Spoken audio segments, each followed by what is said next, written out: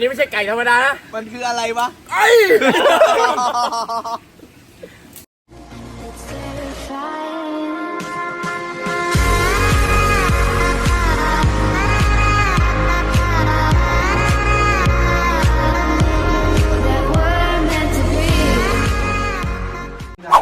สวัสดีครับอยู่กับผมในช่อง10 แสน Channel นะครับและตอนนี้ผมอยู่กับ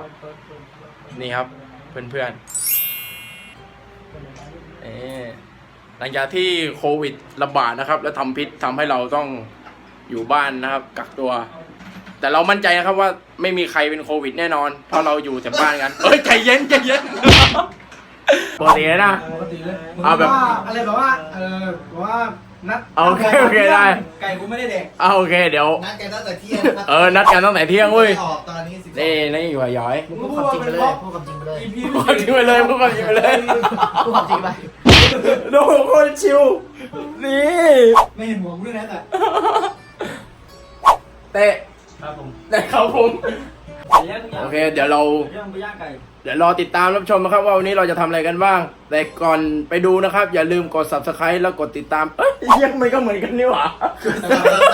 แชร์ด้วยนะครับอย่าลืมกดไลค์กด Subscribe ให้ช่องผมด้วยนะครับประเทศไทยผู้ใหญ่ก็ใจดำไม่รู้กูจะบ่นให้ใครฟังไม่รู้อะไรมันแรปเปอร์ไหมใส่แมสพวกมึงใส่แมสพวกอะไรกันก็เหมือนตัวปู่นี่บอกว่าอะไรนะขนาดเดอะแมสก็ยังใส่แมสเลยไม่ได้ไม่จุดไฟเชื้อเพลิงมึงเอาอะไรทำเชื้อเพลิงนะเอาอะไรเยอะแยะเอาอะไรเยอะแยะไปหยิบกันไกลนี่แมทมากเลยคุณแมทรองเท้า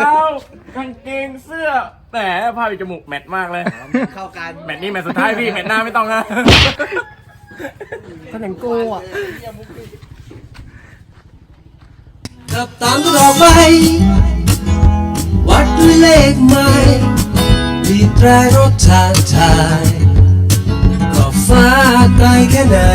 ขับกันต่อไป Oh blue sky โบกมือและทักทาย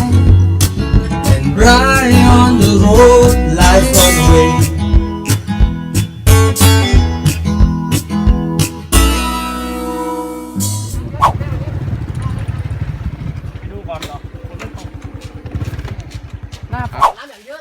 ครับแล้วก็หลังจากที่ขับรถกันมาครับก็มาถึงแล้วไม่ต้องหยิบพี่อะไรกันเลยไอ้สัตว์คนเดียวเลยอย่าบ่น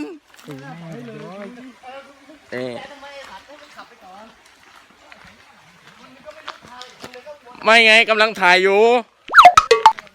เนี่ยเดี๋ยวเราจะพาไปดูนะครับว่าที่เราจะไปก่อไฟย่างไก่กันมันอยู่ตรงไหนนะครับพอแล้วมึงเลิกถ่ายแล้วมึงช่วยบ่นมาก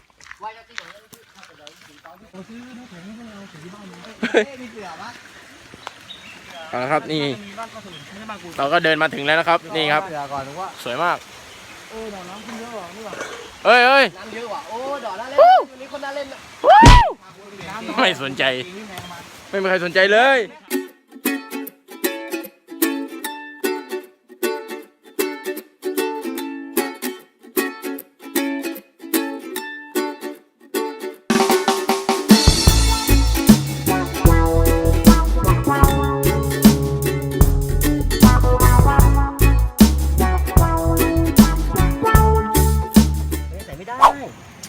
นี่ครับแล้วตอนนี้เราก็กำลังก่อไฟนะครับเพื่อจะได้ย่างไก่กันร้อยไหมมันติดร้อยกูหมดแล้วทุกอย่างก็กูหมดแล้วแหมบ่นแค่นี้บ่นไก่ก็กูก่อไฟก็กูต่อไปมีเมียเรียกกูไปทำให้มั่งแน่สัตว์ใจเย็นอันนี้ไม่ใช่ไก่อันนี้ไก่อันนี้ไม่ใช่ไก่อันนี้ไก่เสียงดังมึงอ้าวถ้าไก่ตัวเล็กๆก็ไก่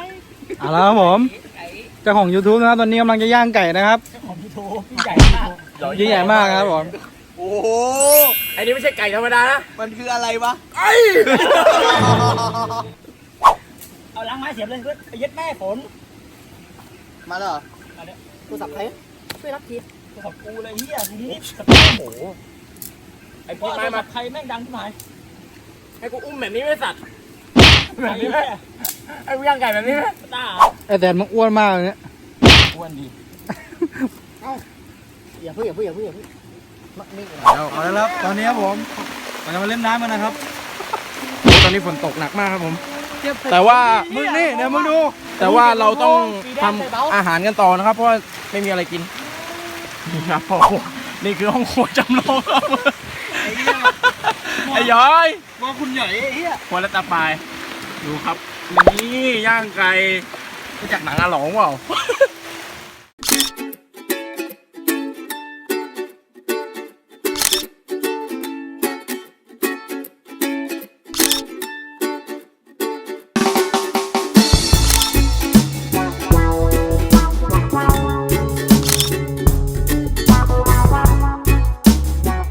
อัปเดตสถานการณ์ครับตอนนี้ฝนตกหนักมากครับก็ทำให้เรา